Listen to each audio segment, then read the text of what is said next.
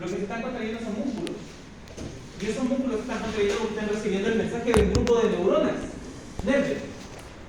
Esa neurona se conecta con el músculo formando una conexión que se llama placa motora, eso lo mismo en el sistema muscular. Bueno, la célula vector ahí es la célula muscular y está recibiendo un mensaje electroquímico que permite que el músculo se contraiga. ¿Sí? Sinapsis. De eso estamos hablando. ¿Ya? Y también entre neurona y neurona hay comunicación. También entre las neuronas también existe comunicación que también se llama sinapsis. Normalmente las neuronas no se contactan en forma física.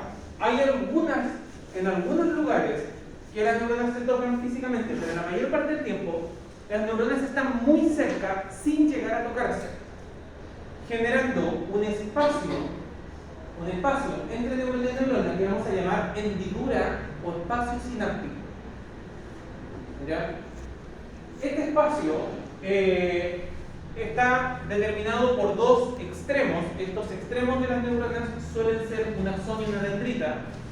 Entonces, si yo entiendo un poco eso, yo voy a entender que para acá arriba, por ejemplo, yo puedo tener el axón y la neurona con su cuerpo, ¿cierto? Y por acá yo perfectamente podría tener una dendrita de otra neurona. Estos extremos son más gorditos siempre, se llaman botones terminales. Y estos botones terminales van a tener proteínas que van a generar un efecto parecido al efecto que tienen los imanes, que se llaman proteínas de adhesión. Es decir, lo que hacen es mantener cerca sin que se peguen, como que las atraen. ¿Se entiende? Bien, ahora, en el sistema nervioso central, la interconexión entre neurona y neurona puede ser axodendrítica, que era esto, axón-dendrita, puede ser axosomática, desde el axón directo al cuerpo de la neurona, sin pasar por una dendrita de por medio, o axonal, desde un axón a otro axón, también se puede. ¿Ya? Casi siempre, y esto también es importante, casi siempre el impulso o la dirección del mensaje es unidireccional. El mismo nervio no puede traer y llevar el mensaje. Normalmente eso no se puede. Y por eso teníamos separados, ¿se acuerdan que yo les dije que había neuronas aferentes que traían el mensaje para adentro y otras que eran eferentes? Básicamente porque normalmente no se puede llevar el mensaje en las dos direcciones. Las neuronas o llevan para allá o traen para acá, pero no pueden generar carga que va y después se devuelve. Habitualmente no funciona así, ¿sí? Y la transmisión del mensaje aquí es química, no es eléctrica. La carga eléctrica llega hasta acá, no salta a la otra neurona.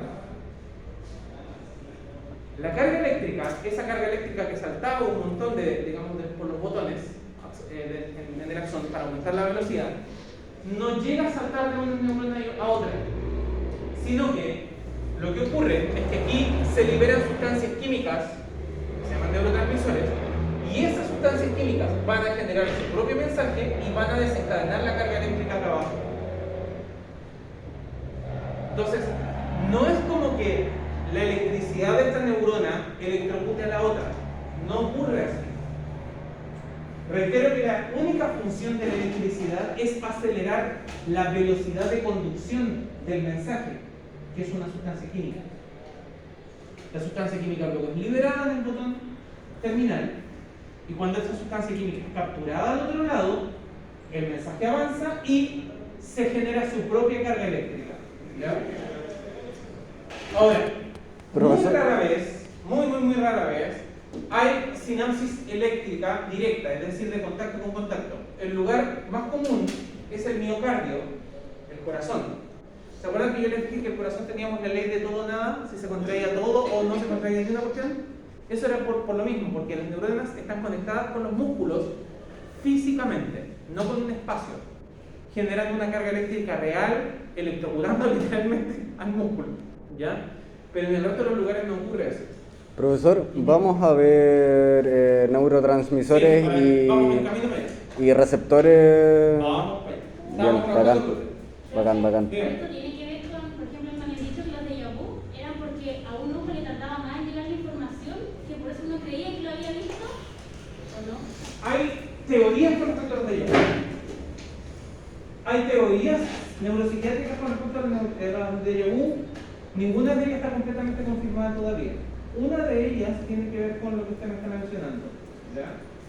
Pero hay 5 teorías que están validadas, pero ninguna comprobada hasta el momento. Porque hay otras que tienen que ver con una estructura más compleja, que es la respuesta del sistema límbico con la corteza prefrontal, un enlentecimiento. Entonces, es como discusión al respecto. Hay otra que déjà vu significa ya visto. Sí. Entonces, asocias imágenes que ya has visto a un suceso. Sí, nuevo. asociaciones libres que se llaman a nivel cerebral. Mm. Ahora, yo les dije que se liberan sustancias químicas. Esas sustancias químicas que de hecho lo estaba mencionando Lucas es lo que llamamos neurotransmisores. Y aquí, esto necesito que lo entiendan claramente. El mensaje en el cerebro está formado por neurotransmisores. No es la carga eléctrica. La carga eléctrica lo que hace es mover esos neurotransmisores, empujarlos. El mensaje mismo es una sustancia, que es un neurotransmisor. Y el neurotransmisor es liberado, es captado y después se recicla. Y eso se llama sistema de recaptación de neurotransmisores. ¿Ya? Entonces, aquí lo vamos a ver más en detalle. A nivel del botón terminal, vamos a tener vesículas, es decir, como globitos, que contienen los neurotransmisores. Imagínense, por ejemplo, la serotonina. Ya hemos hablado un montón de veces de la serotonina. ¿Qué hacía la serotonina? ¿Qué función tenía ese neurotransmisor? ¿Muscular? No, nada que ver. ¿Cómo? ¿Muscular? No. No mucho. Jaja. No, en el cerebro, en la mente. ¿La energía? Más o menos, casi. ¿Con qué tiene que ver con la serotonina? ¿Cómo? La felicidad. Casi, en realidad con el ánimo. Más que la felicidad, es el ánimo. La felicidad es un sentimiento complejo. Los sentimientos complejos están conformados por una serie de neurotransmisores en forma simultánea. ¿Ya? Cuando tú te sientes feliz, liberas serotonina, dopamina, oxitocina, noradrenalina, las 4 cosas al mismo tiempo. Es un grupo de. Neurotransmisores. Son como las emociones, estos son como las emociones. ¿No? Sí, a ver, para que me entiendan.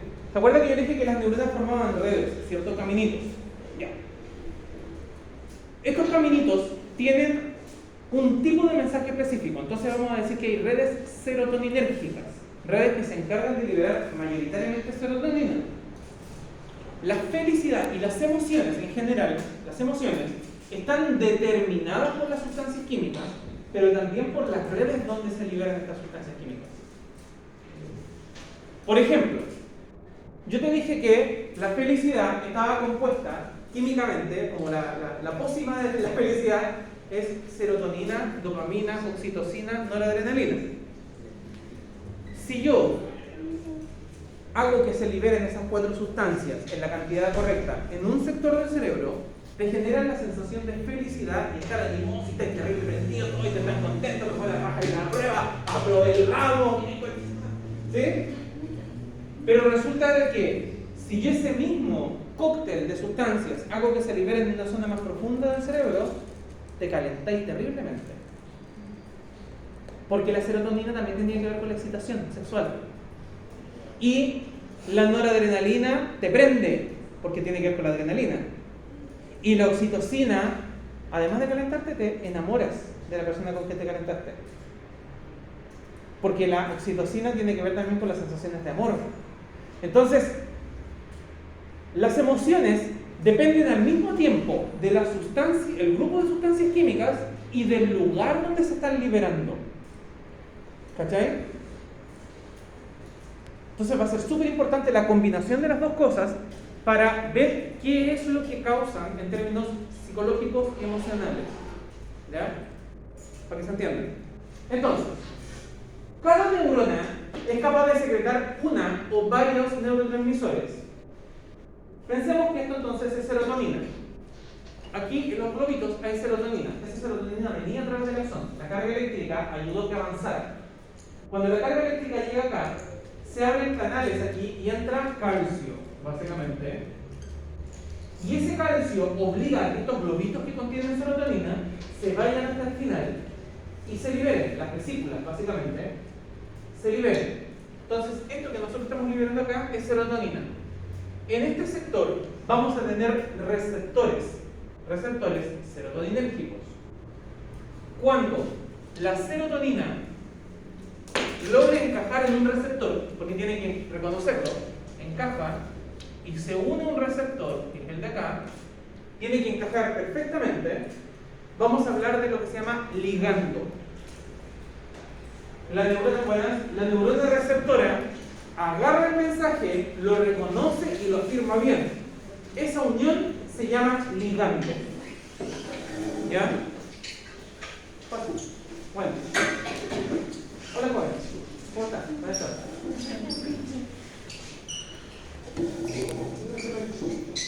¿Quieres estar con amor? Esa unión se llama ligando. No me la sigas. Sé que la no te debo hacer.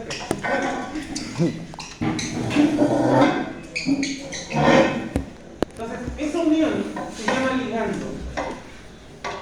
Cuando ocurre el ligando, es decir, cuando se conecta el mensaje químico con su receptor, la neurona receptora va a generar inmediatamente una carga eléctrica y va a enviar un mensaje que le va a decir al cuerpo de la neurona: oye, hay que seguir produciendo más serotonina porque ese es el mensaje que viene. Es decir, serotonina genera un mensaje continuo de serotonina. ¿Se entiende? ¿La idea? No. Dijimos que la serotonina tiene que ver con el ánimo, ¿cierto? Entonces, la neurona de acá trae el mensaje que tú estás animoso, estás prendido. ¿Ya? Tenés ganas, no sé, de la vida. Entonces, viene la carga eléctrica. Cuando la carga eléctrica llega al final de la neurona, entra calcio, obliga a que se libere la serotonina al espacio sináptico. La serotonina entonces ya no es la carga eléctrica, la serotonina se conecta con la neurona que viene. Eso va a ser detectado por los receptores. Básicamente, eso significa de que, no sé, yo agarro, yo soy la neurona que está enviando el mensaje, tengo serotonina, la carga eléctrica me ayuda a llevarlo más rápido, y a usted yo le paso el mensaje. Y usted, esa serotonina no se la puede quedar. ¿Por qué? Porque usted produce la suya propia. Entonces usted me devuelve esta, pero va a producir su propia serotonina para enviarle el mismo mensaje para allá, a la siguiente neurona. Entonces se genera una cadena. Básicamente, la transmisión neurológica es una cadena del mismo mensaje que cada neurona vuelve a reproducir. ¿Sí? ¿Se entiende la idea? Ya. Y aquí tenemos un pequeño problema. Y esto va a tener que ver con neurología y psiquiatría. Yo dije que el neurotransmisor se tenía que devolver, ¿cierto? ¿Por qué? Porque como usted produce su propio mensaje, no le sirve este. Entonces, como usted va a producir su propia botella, me lo devuelve. Cuando me lo devuelve, como este ya está gastado, lo que yo voy a hacer es reciclarlo. Yo voy a agarrar la serotonina usada, la voy a captar y la voy a reciclar. Voy a quitar la mochila. Eso es lo que se llama recaptación de neurotransmisores.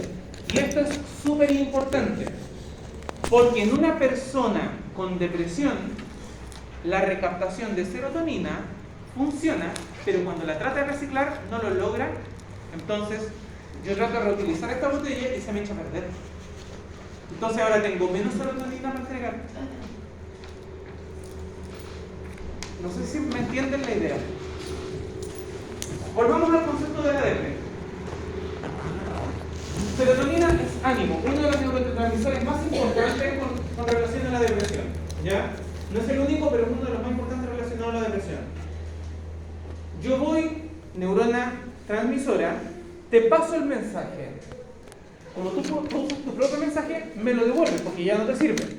yo debería, en condiciones normales, agarrarlo de vuelta, tomar las piezas, reciclarlo y fabricar serotonina nueva para poder volver a usarlo.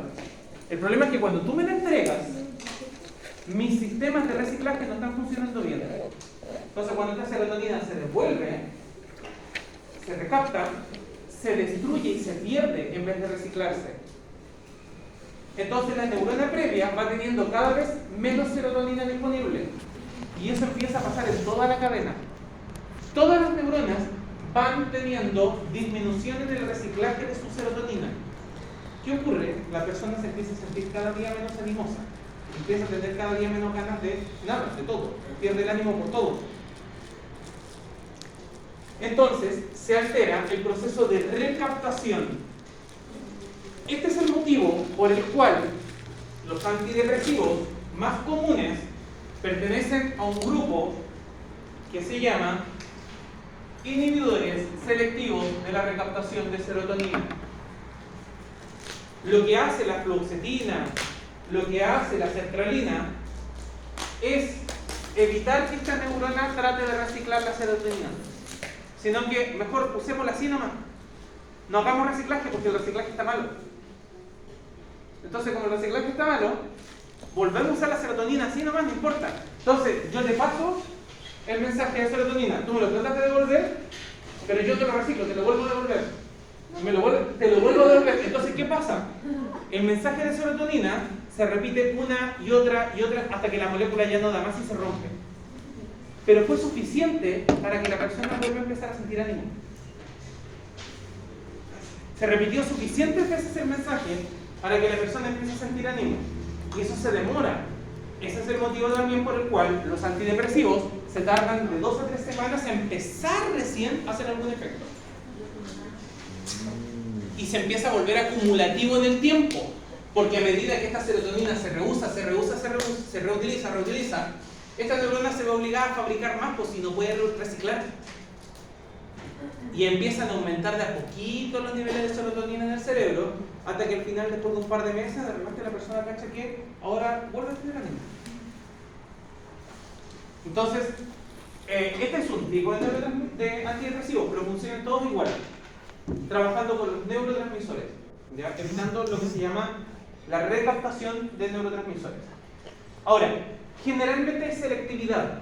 Los receptores de los neurotransmisores son selectivos, se formaban redes de un tipo.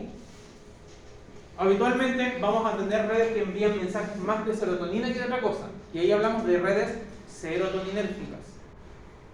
Van a haber redes que se encargan de enviar mensajes más del tipo de la dopamina, entonces vamos a tener redes dopaminérgicas.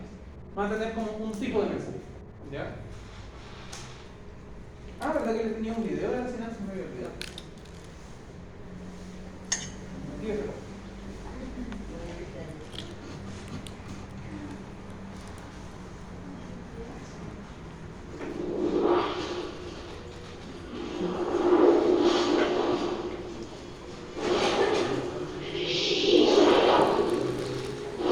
Ahí lo que estamos viendo es el intercambio del sodio que generaba la carga eléctrica, ¿se acuerdan? Sodio entraba y salía.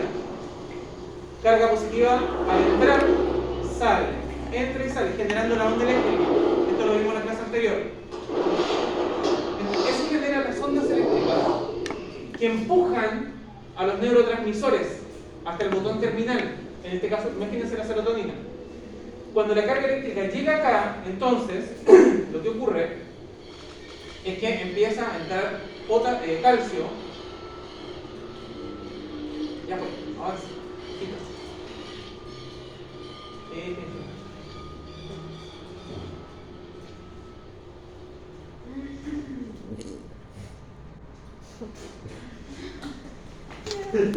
¿Llegaba hasta ahí, ¿no? Ah, sí. Sí, bueno. Llegaba al final y básicamente lo que se liberaba era la serotonina siendo captada por las siguientes neuronas. ¿Sí?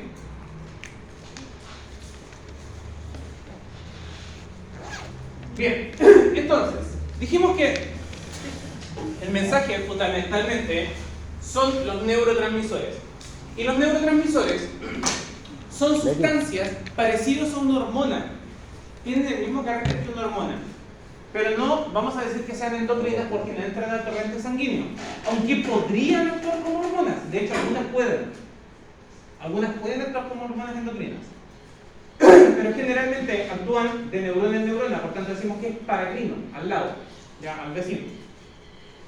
Deben ser secretados por la neurona y determinan el tipo de mensaje que se va a enviar.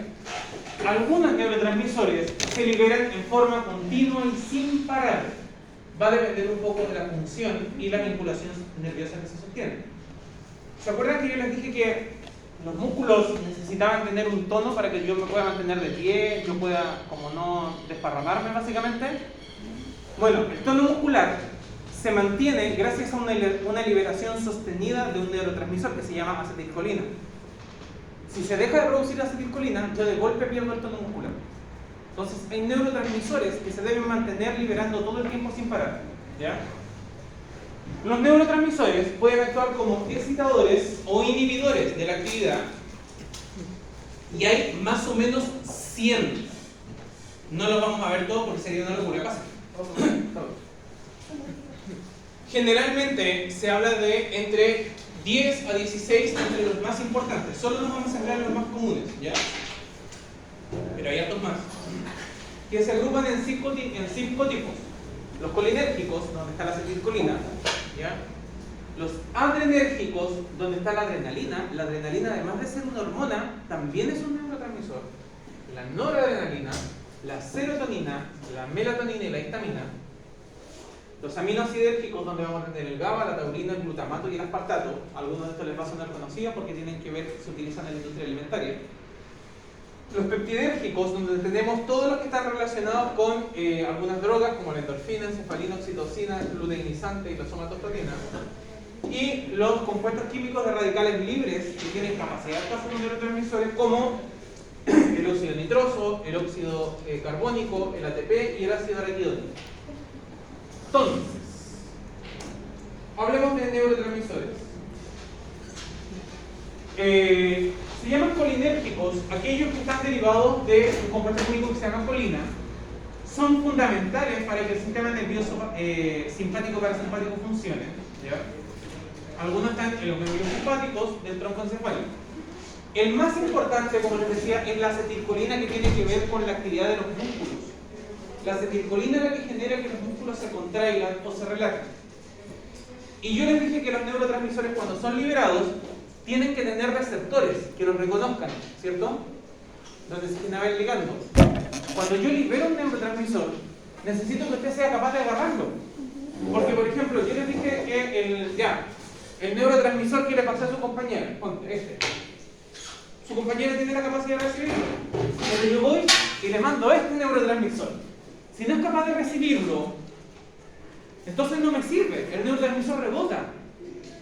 Necesita tener receptores que sean capaces de captar el neurotransmisor, ¿sí? Entonces, vamos a tener dos tipos de receptores capaces de recibir a la acetilcolina. Los receptores muscarínicos, que responden además a una sustancia química llamada muscarina y son bloqueados por la atropina. ¿Por qué le pusimos estos nombres? Porque antes de que se descubrieran los neurotransmisores, nosotros ya conocíamos otras sustancias químicas que se les parecían. La muscarina se obtiene de un hongo rojo, puntitos rojos, Amanita muscarida. Por eso se llama muscarina. La muscarina genera contracciones musculares repentinas y violentas. El consumo, de hecho, de Amanita muscarida con fines recreacionales puede causar alucinaciones, pero también puede causar espasmos mioclónicos y síndrome muscarínico, donde el paciente empieza a apretarse y grita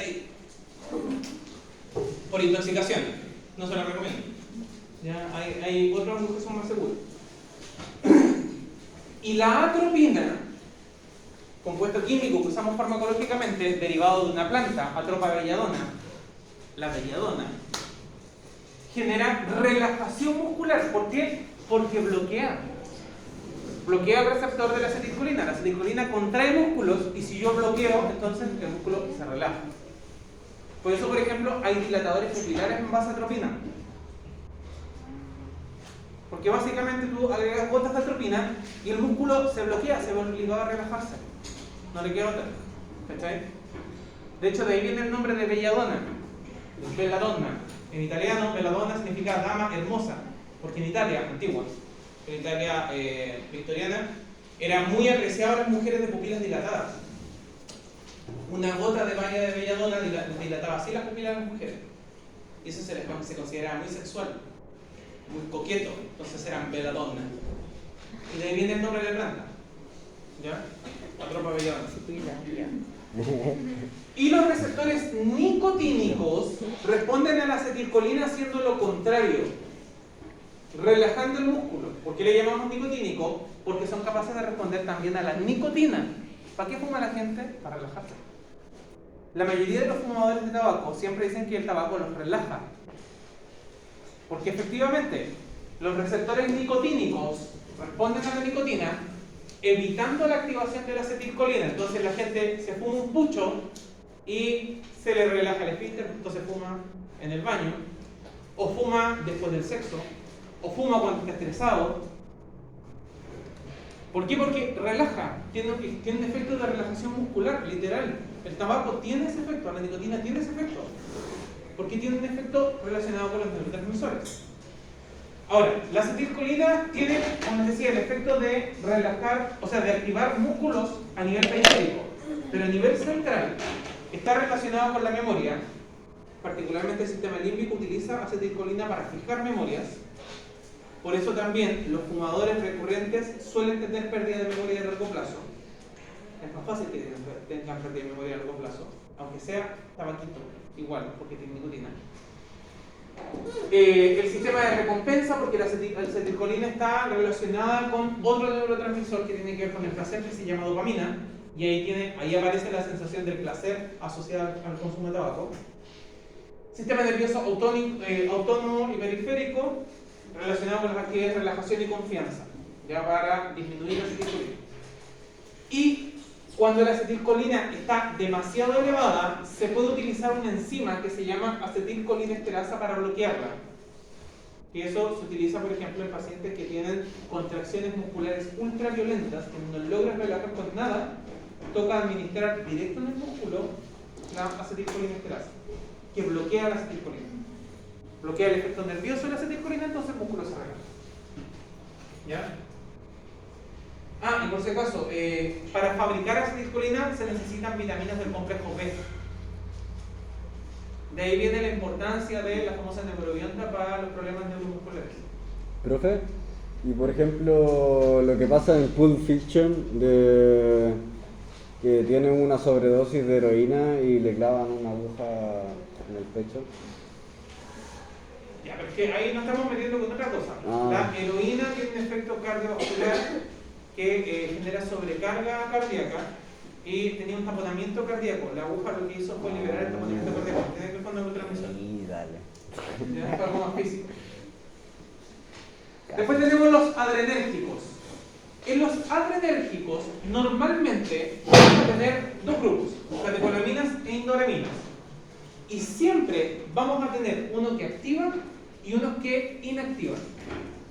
En las catecolaminas, las activadoras son siempre adrenalina y noradrenalina, por supuesto, que lo que hacen básicamente es, además de tener acción hormonal en el cuerpo, aumentando frecuencia cardíaca, frecuencia respiratoria, presión arterial, también generan a nivel cerebral la actitud de alerta y lucha.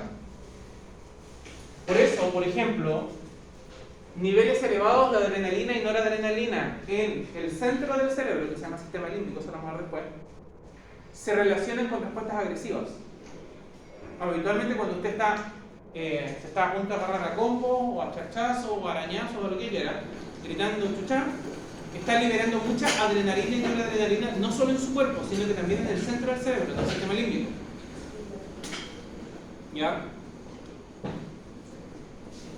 Y en otras zonas del cerebro causan sistemas de alerta. Por ejemplo, la adrenalina y noradrenalina en la corteza prefrontal, en la parte de frente del cerebro, se relacionan con cuando usted está aprendiendo pero bajo estrés, como cuando viene anatomía. ¿Ya? Ahí generalmente se libera adrenalina y noradrenalina, pero en la zona del frente del cerebro. ¿Ya? La dopamina, por el contrario, causa todo lo contrario, te relaja y se relaciona con la sensación de placer y recompensa. La dopamina es el neurotransmisor vinculado sobre todo con la sensación de satisfacción. Por eso es súper importante, por ejemplo, para mantener la atención. Niveles medios de dopamina son buenos porque ayudan a que la persona se sienta satisfecha de lo que está aprendiendo, está contenta, como que se siente bien consigo mismo. Pero muy elevados lo adormecen porque el placer es demasiado. ¿Ya? La gran mayoría de las drogas que generan sensación de placer están asociadas a la liberación o imitación de la actividad de la dopamina. Entonces, por ejemplo, el tetrahidrocannabidiol, la marihuana, lo que hace habitualmente es primero liberar cannabidoles. Junto con los cannabidoles hay un pic de serotonina, entonces te se caga la risa y anda contento y anda así como prendido, acelera un poco la noradrenalina. Y después, pronto, porque en realidad ese pic dura poco tiempo, se empieza a liberar dopamina en forma masiva. Y usted entra en la bola. Oh, me pegó. Y usted como lento y escucha música y como que... Oh. Y alguien te hace cariñito y tú... Oh. Porque todo es estimulación y placer, liberación de dopamina, dopamina, dopamina, dopamina, dopamina. Y te va inundando la dopamina cada vez más. Y, por ejemplo, al final te termina inundando tanto que generalmente después de fumar te da mucho sueño. O duermes muy profundamente. ¿Por qué? Porque esta inundación de dopamina adormece. Es lo mismo que ocurre, lo que yo les explicaba luego del orgasmo. Tanto en varones como en mujeres. Lo que pasa es que en los hombres el pico de dopamina es más alto. Entonces tú estás en el mismo oh, y ya te fuiste y empecé a morir. Porque esta inundación de dopamina te adormece. Cualquier exceso de dopamina te adormece. ¿Ya? Pequeñas cantidades te mantienen como bien. ¿Sí? Generalmente logra contrarrestarse con los neurotransmisores. Por tanto, va a estar relacionado con el aprendizaje, el sentido de recompensa, la satisfacción, la atención, el humor, porque por supuesto, si hay satisfacción, hay buen humor. Por eso es importante un buen equilibrio entre serotonina y dopamina, mantiene una persona animosa y de buen ánimo al mismo tiempo. Por eso existen antidepresivos que son inhibidores selectivos de recaptación de serotonina y dopamina, los IRSD. Creo que yo algo igual sirve como tratamiento de lo que son, así como depende de lo... ¿Cómo no te entendí? El hongo igual sirve como tratamiento, así como para... Esos son los psilocibes, particularmente. Sí, voy a mencionar eso al final, calma. Ya vamos para allá, calma. Es que lo que pasa es que, para poder explicar eso, en realidad necesito que entiendan estructuras cerebrales. ¿Cachai? Y eso también en la otra clase. Después, en las indolaminas vamos a tener tres. Dos que son interrelacionadas, serotonina y melatonina. La serotonina, nosotros ya dijimos que tenía que ver con el ánimo, ¿cierto? Bueno, resulta que la serotonina tiene que ver con el ánimo, el apetito, la memoria, la sexualidad, nosotros ya dijimos que tenía que ver con la excitación, la atención, pero es fotosensible. La serotonina se libera en las diferentes zonas del cerebro en mayor cantidad cuando la retina detecta luz. Si hay poca luz, se produce poca serotonina, y eso explica por qué la gente en invierno tiende a tener menos ánimo y hay gente que hace cuadros depresivos. Eso se llama el síndrome depresivo estacional. Y se vuelve a sentir, hay mucha gente, sobre todo las personas que tienden a ser más lentas, añoran, pero con desesperación, especialmente acá en el sur, la primavera y el verano. Sueñan con la primavera y el verano, porque son personas que de base tienen pocos niveles de serotonina, y si tú les bajas la luz, la serotonina se les va a las pailas. Entonces cuando llega la primavera, sube la serotonina por efecto de la luz, entonces se vuelven a sentir animosos, como que piensan en la primavera y piensan el tiro en la luz y estar con ánimo y salir a hacer cosas, y como que le dan todas las ganas. Creo que en los Países Bajos ocurre eso porque hay menos niveles de luz. Correcto, y eso explica el mayor índice de cuadros depresivos y suicidios. Por el mismo motivo, porque como ya dijimos, la serotonina tiene que ver con el ánimo y con la depresión. De hecho, tienen un tratamiento que es con luz. Correcto. Entonces, y esto también relaciona con los ciclos día-noche. ¿Por qué? Porque la serotonina, en ausencia de luz, se transforma en otra sustancia que se llama melatonina. La melatonina es interdependiente y regula el ciclo del sueño. Induce a que tu cerebro baje las revoluciones y te duermas. En oscuridad, la serotonina se tiende a invertir químicamente y se transforma en melatonina, generando algo que se llama ciclo circadiano. El ciclo circadiano son los ciclos día-noche regulados a nivel cerebral. Entonces, mientras más oscuridad hay, usted más sueño tiene. Ese es el motivo por el cual a las personas que tienen problemas de sueño se les recomienda no solo que dormir con la luz apagada, sino que ojalá usar antifaz para que no les llegue ningún tipo de luz para favorecer la producción de melatonina. E incluso los trastornos de sueño más graves se administra melatonina como fármaco para convencer al cerebro de que está todo muy oscuro y que se tiene que dormir. Si usted tiene problemas para dormir es porque tiene alterado el equilibrio serotonina-melatonina. Eso también explica por qué las personas con depresión tienen alteraciones del ciclo circadiano. Una persona con depre puede tener un exceso de melatonina, duerme todo el día, o puede tener pic de serotonina en momentos que no corresponden, no puede dormir. Entonces están alterados el equilibrio de estos dos. ¿Ya? Y finalmente, la histamina, que generalmente tiene que ver con los procesos de las alergias, dentro del cerebro, con las neuronas, actúa regulando la excitabilidad de los otros neurotransmisores. ¿Qué tanto respondemos a un neurotransmisor u otro? ¿Ya? Aminosídérgicos. Los aminosídérgicos lo que hacen es regular la sensibilidad de las neuronas. ¿Ya? Normalmente actúan más en sistema nervioso central. Entonces vamos a tener primero un inhibidor, dos excitadores. El inhibidor más importante es el GABA. Este neurotransmisor lo que hace es bloquear impulsos nerviosos. Normalmente los neurotransmisores generan impulsos nerviosos, pero este no, bloquea. Literalmente así como bloqueo. Y es por eso que hay un tipo de fármacos para los dolores neuropáticos, es decir, cuando hay daño de un nervio y que no te sirve ningún otro medicamento, el único medicamento que te sirve es la pregabalina, un compuesto químico derivado de esto. Tú te tomas la pregabalina y la pregabalina hace que el nervio dañado libere GABA.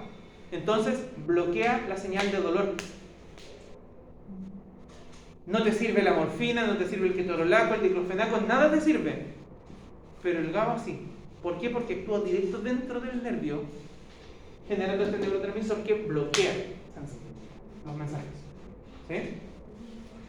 Y por otro lado vamos a tener los excitatorios. Los excitatorios lo que hacen es aumentar la sensibilidad de otros neurotransmisores.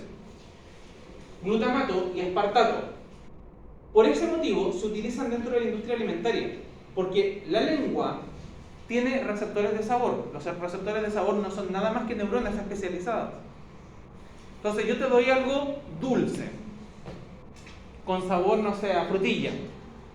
Si yo le agrego a ese sabor a frutilla glutamato, no es que tenga más sabor a frutilla, sino que el glutamato lo que hace es aumentar la sensibilidad de tu lengua al sabor a frutilla. Entonces a ti te sabe más fuerte, lo encuentras más sabroso. El aspartato es un endulzante. El aspartato, y de hecho un endulzante cancerígeno, porque su forma química elaborada tiene efectos cancerígenos. Tiene el mismo concepto. Lo que hace es convencer a las papilas gustativas, que son básicamente neuronas, de que está recibiendo una señal dulce, más dulce de lo que es. Por eso cualquiera que pruebe los endulzantes como asqueroso de concentrado, el aspartato particularmente, es tan dulce que una gota pero te hostiga, es intolerable. ¿Ya? El glutamato es de hecho un compuesto que habitualmente se agrega mucho en el glutamato monosódico, se agrega mucho en la alimentación para aumentar la sensibilidad al sabor y que encontremos las cosas más sabrosas. ¿Ya? Y fabricado así como un glutamato monosódico también tiene efectos cancerígenos. En cambio, cuando es producido por el cerebro, aumenta la sensibilidad sin tener este efecto oncológico. ¿Sí? ¿Tanto a la harina? No, a ver, la harina no tiene glutamato. Lo que tiene glutamato en forma natural, son todas las cosas que los japoneses determinan bajo el sabor. ¿Te acuerdas cuando hablábamos de los 5 sabores? El quinto sabor, el umami. Umami son compuestos que contienen glutamato. El tomate tiene mucho glutamato, la cebolla tiene glutamato. No, pero hablo del glutamato monosódico. El compuesto químico como preparado. Se agrega, se le agrega mucho a las comidas chinas. Por ejemplo, Todo lo que tiene gluten. El gluten tiene un poco de glutamato por forma natural, pero tampoco es tanto. A lo que se le agrega como saborizante es típico a los concentrados, los caldos Maggi, las sopas de sobre, ¿cómo se llaman estas sopas de ramen que vienen en Maruchan. los maruchan? De hecho, tú lees los ingredientes y dice glutamato monosódico, están llenos. ¿Ya? Qué rico.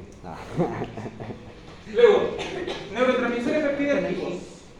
Los peptidérgicos se llaman peptidérgicos porque tienen forma de proteína, de compuestos peptidérgicos, compuestos de proteína.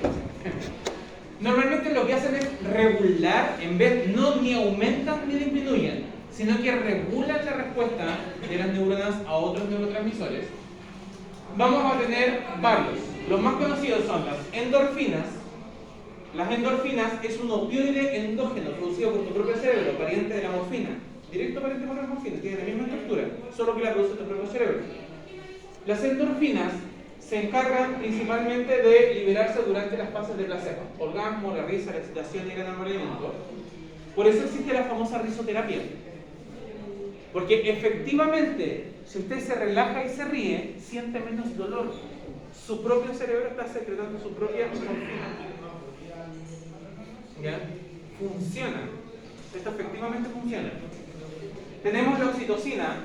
La oxitocina a nivel de sistema nervioso central en el cerebro regula la respuesta sexual y afectiva. Yo ya les había dicho que la oxitocina se secreta cuando nos sentimos enamorados a nivel cerebral. También el vínculo parental, por tanto una mamá cuando mira a su cabro chico y dice, oh, qué lindo cabro chico, vean. La oxitocina invadiendo su cerebro básicamente, ¿ya? Y todas las respuestas afectivas actúan mucho a nivel del centro del cerebro, el sistema límbico y mesencéfalo.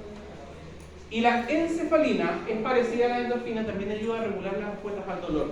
También actúa como un opioide bloqueando el dolor. ¿Ya? Finalmente, tenemos los neurotransmisores de radical libre. Los neurotransmisores de radical libre lo que hacen es actuar como tercer mensajero. ¿Ya? Habitualmente actúan como metiéndose dentro de la neurona. En vez de este proceso de que yo entregaba y reciclaba, estos se meten dentro de la neurona, por eso hablamos de tercer mensajero. Pueden ser productos o residuos del metabolismo de las glías, por ejemplo, los astrocitos producen óxido nitroso. Y son los únicos capaces de enviar mensajes de vuelta. Yo les dije que normalmente las neuronas envían mensajes solo en una dirección.